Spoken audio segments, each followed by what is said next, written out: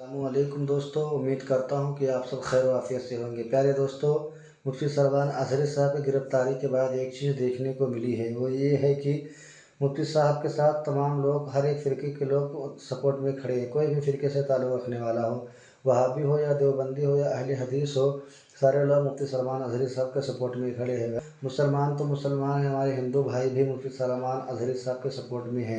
एक हमारे भाई बीना दुबे जो मुंबई से ताल्लुक़ रखने वाले हैं, वो भी मुफ्ती सरमान अजहरी साहब के लिए ट्वीट कर रहे हैं। और एक ये हमारा हिंदू भाई जो मुफ्ती साहब के लिए वीडियो बना रहा है और यूट्यूब पे डाला है।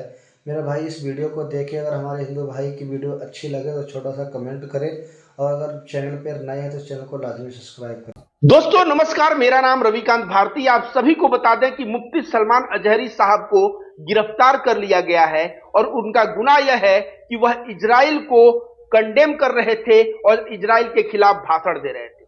वह फिलिस्तीन के गाजा पट्टी पे जो मासूम बच्चों का, अस्पताल पे महिलाओं को जो कत्लेआम हो रहा है, उस कत्लेआम से उनका हृदय बहुत दुखित था और वह भाषण देते हुए इजराइल को खरी खोटी सुनाते हैं और वह कह देते हैं कि आज खामोशी है, कल शोर आएगा, आज कुत्तों का दौर है, कल हमारा दौर आएगा। यह बात सलमान अजहरी इजराइल को टारगेट करते हुए उस भाषण में कहते हैं, लेकिन यही दो लाइन पीछे का शायरी में से काट के वायरल किया गया और बोला गया कि यह हिंदुस्तान के खिलाफ बोल रहे हैं, हिंदुओं के खिलाफ बोल रहे हैं। और उसके बाद गुजरात एटीएस आया, इनको अपने घर पे नजरबंद किया 10 घंटे और उसके बाद गिरफ्तार करके महाराष्ट्र पुलिस के साथ गुजरात एटीएस इनको महाराष्ट्र के थाने में लेके गया। और फिर महाराष्ट्र का थाना जो है, वहां थाना से लेके कहां चले गए, यह जूनागढ़ गुजरात के लिए इनको लेके प्रस्थान कर गए। अब मुफ्ती सलमान अजहरी ने जो इजराइल को टारगेट किया था, क्या इसके पहले हिंदुस्तान में इजराइल को कोई टारगेट नहीं किया है? दोस्तों आपको बता दें, हमारे देश के एक महापुरुष हैं जो पूर्व प्रधानमंत्री हैं, जिनका नाम अटल बिहारी वाजपेयी है। वह इजराइल को ना भाषण देके उसकी औकात दिखाई और कहा कि अगर कोई विदेशी ताकत हमारा जमीन अगर छीनता है, इस चीज को हम बर्दाश्त नहीं कर सकते। ठीक उसी प्रकार फिलिस्तीन का जमीन जब हम अपने लिए बर्दाश्त नहीं कर सकते तो दूसरे के लिए भी नहीं। अगर फिलिस्तीन का जमीन इजराइल ने लिया है तो इजराइल को वह जमीन छोड़ना पड़ेगा। और अटल बिहारी वाजपेयी ने इजराइल का विरोध किया था। तो इजराइल का विरोध करना क्या गलत है? आप बताइए, क्या इजराइल जो है अमानवीय घटना नहीं कर रहा है? इजराइल जो है 2 वर्ष 4 वर्ष के बच्चों को मार रहा है। कल जो है एक बच्चा बंदूक के साथ, वो जो खिलौना वाला बंदूक प्लास्टिक का होता है ना, 4 वर्ष का छोटा सा मासूम बच्चा उसके साथ खेल रहा था वेस्ट बैंक फिलिस्तीन में। वहां से उसको पूरा आर्मी पहुंचता है, उसके घर को ध्वस्त करने का प्रयास करता है और बच्चे को गिरफ्तार करके लाता है। इजराइल मासूमों पे अत्याचार कर रहा है कि नहीं, महिलाओं पे अत्याचार कर रहा है कि नहीं? अभी तक गाजा पट्टी पे लाखों लाख लोग मारे गए और पूरा विश्व मुख्य दर्शक बन के देख रहा है। यूनाइटेड नेशन, आपको बता दे दोस्तों, यूनाइटेड नेशन के बहुत सारे लोग वहां मदद करने गए थे, उनको मार चुका है। बहुत सारे यूनाइटेड नेशन के कार्यकर्ता मारे गए हैं। ये तो छोड़िए, बहुत सारे पत्रकार मारे गए हैं। और इस तरह से इजराइल जो टारगेट कर रहा है, यह पूरे विश्व के मानवता, अगर आप मानव हैं तो उसके ऊपर कलंक है।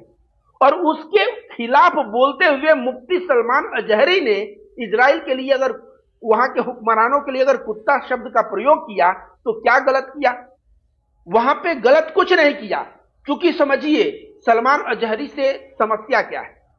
यति नरसिंहानंद नामक कुकुर को तो आप लोग जानते होंगे, यति नरसिंहानंद सरस्वती नाम था उसका। जब नूपुर शर्मा का प्रॉफेट मोहम्मद के ऊपर बयान आया था, तो यति नरसिंहानंद सरस्वती कहता है कि जो नूपुर शर्मा बोली है वह किताबों में लिखा हुआ है, कुरान में लिखा हुआ है। मैं कुरान सीडी उडी सब लेके आ रहा हूं जामा मस्जिद। 17 जून को 2022 की बात है, 17 जून को इंडिया का कोई भी इस्लामिक स्कॉलर, मौलाना, मुफ्ती, किसी में अगर हिम्मत है तो आ जाए और मेरे साथ डिबेट कर ले।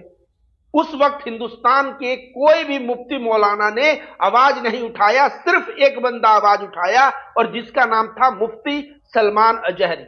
और यह बोले कि मुझे चैलेंज कबूल है, मैं 17 जून को आऊंगा, तू किताब लेके आना, सीडी लेके आना और तू प्रमाणित करना। यह 17 जून को जामा मस्जिद दिल्ली पहुंचे। बहुत भव्य इनका स्वागत हुआ।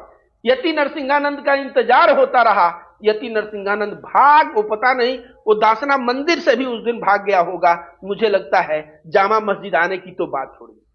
उसके बाद पूरे सोशल मीडिया पे ट्रोल हुआ यति नरसिंहानंद और सलमान अजहरी की हर एक जगह तारीफ हुई, क्योंकि यति नरसिंहानंद वही शख्स है कि जो आए दिन नरसंहार के लिए भाषण देता फिरता था, मुसलमानों के नरसंहार के लिए, उसको औकात दिखाया। आज यति नरसिंहानंद मार्केट से गायब है। क्यों गायब है पता है? क्योंकि हिंदू लोग भी जो होते हैं ना, यति नरसिंहानंद के चेले चपाड़े, जो नकली नफरती, वे लोग भी देखते हैं कि अगर सामने वाले में दम नहीं है तो उसके साथ खड़ा नहीं होते, उसके साथ खड़ा होना छोड़ दिए, उसका वीडियो शेयर करना बंद कर दिए। यति नरसिंहानंद का आप बताइए, 17 जून 2022 के बाद एक भी वीडियो वायरल होता आपने नहीं देखा होगा। तो यति नरसिंहानंद का जो दुकान था ना, जो सोशल मीडिया पे नफरत की दुकान चलाता था, उस दुकान को बंद किसने किया? मुफ्ती सलमान अजहरी ने बंद किया।